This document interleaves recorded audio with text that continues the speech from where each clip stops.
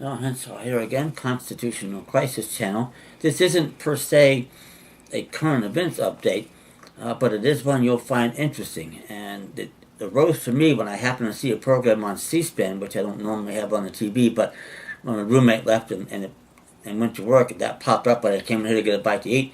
And it was right at the start of a 90-minute segment on the Supreme Court current term. And they had seven panelists on there, I think, that spoke. And among them was Erwin Chemerinsky, who, if you don't know, is the dean of the Bolt Hall Law School at UC-Berkeley. Now, most of the panelists on here struck me that they were acting in good faith, but they simply have an astonishing lack of understanding of what the real issues of law are. Chemerinsky, I'm not sure. To start with, his background is that he went to law school at Cambridge, which is Harvard, and the University of Chicago. And that's already double jeopardy if you know anything about those two schools. If you go there, even if you know about the real issues like I do, they teach you how to actively conceal them.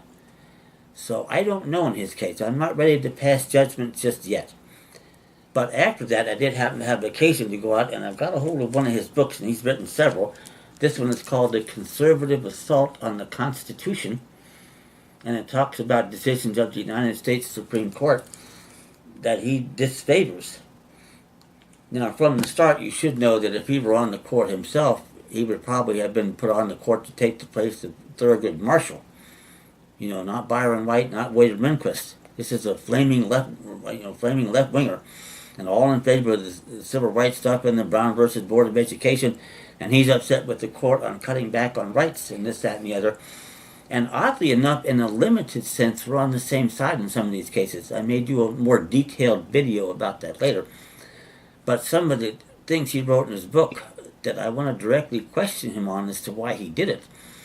I think on page 46, for example, he claims that the case of Barron v. Baltimore, 7 Peters 243, decided in 1828 by Chief Justice John Marshall, that ruled that the Bill of Rights does not apply to the states. He claims this was reversed by a case called Dowry Mapp against State of Ohio, 367 U.S. 643. This will be at the bottom too. You'll get the citations. And yet this is a case in which Barron wasn't mentioned either in the majority opinion or the dissent. That's a hell of a strange way for the Supreme Court to overturn binding case law, don't you think? They have another one later called Malloy v. Hogan, 378 U.S. 1. That again will be on the bottom of the notes, where it's claimed that the same thing happened, and yet again, there isn't any mention of Barron in these cases. And if those of you familiar with legal research know, you go to Shepard's, which is a terrific tool to use, and it takes a case and it traces the history all the way up to the present time. Shepard's does not list Barron as being overruled, and it shouldn't. To me, the reason for it is that since there are no more states, there certainly couldn't have been any decision of the Supreme Court that would have been relevant there. They might have been making the claim, albeit silently, that the Bill of Rights applies to federal territorial possessions, but they might have also done us the favor of letting us know that so we know what the real situation is. But Barron is still good law, and that's why you can't go, and that's why, among other things, I say the Fourth Amendment is dead. It is, and you may as well throw the 5th, 6th, 7th, and 8th in there too. You just can't make any headway using those issues. The only time that you actually win something, quote unquote, is if the system thinks it has to make it look good. And that's so rare that it's not even worth taking the chance. And then again, you're going to be relying on Section 1 of the 14th War Amendment, and as you know, the people following my videos, what I think about that amendment, there's no way in hell you can use it.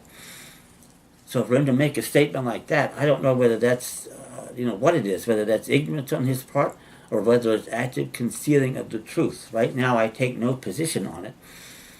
But he later speaks in the same book, page 64, approvingly of an ACL lawsuit against the state of Alabama. And in the earlier videos, you know exactly what I think about the ACLU. Trying to sue, to get, equal education across the board for everybody in Alabama, which on the surface of it sounds, like a laudable goal. People would say, sure, what's the problem with that?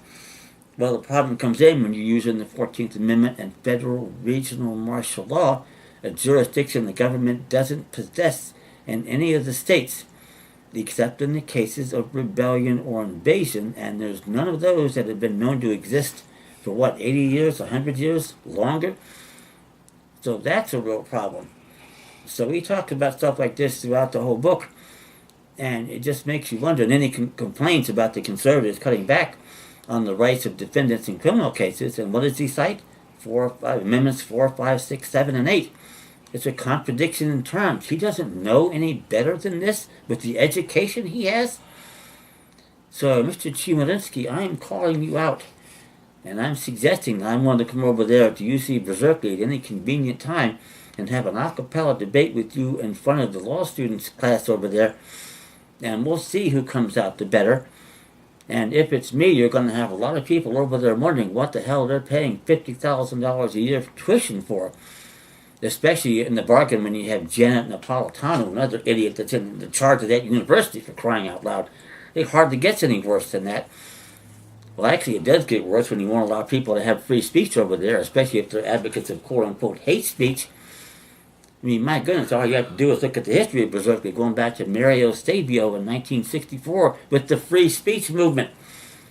Of course, those were all left-wingers, and they were comparatively harmless to the New York banksters now, weren't they?